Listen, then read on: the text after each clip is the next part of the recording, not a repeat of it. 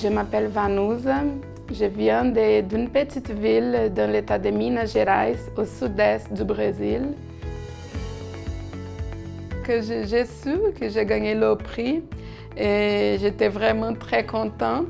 Honnêtement, je ne m'attendais pas à ça. J'ai osé écrire en français parce que j'aime écrire, mais je me disais, je vais essayer, mais on va voir. Et quand j'ai vu mon nom, j'étais vraiment heureuse, c'est sûr. Là. Ça veut dire que mon français, finalement, il est bon. Je l'ai écrit directement en français, il n'est pas écrit en portugais.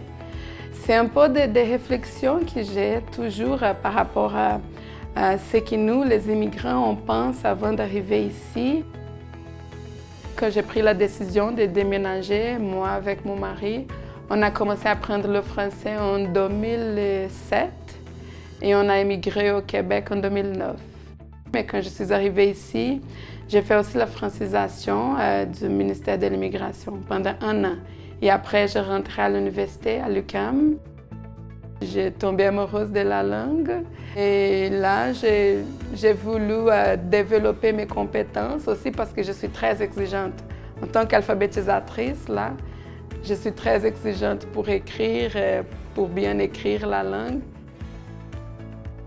C'est sûr que j'ai mes racines, je suis brésilienne, mais une brésilienne québécoise aussi maintenant.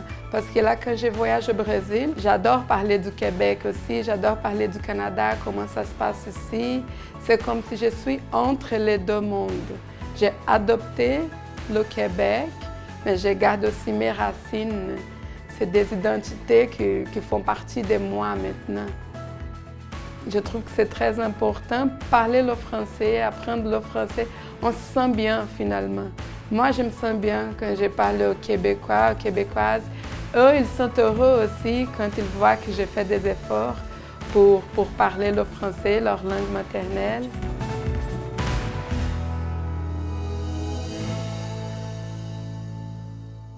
Audio Jungle.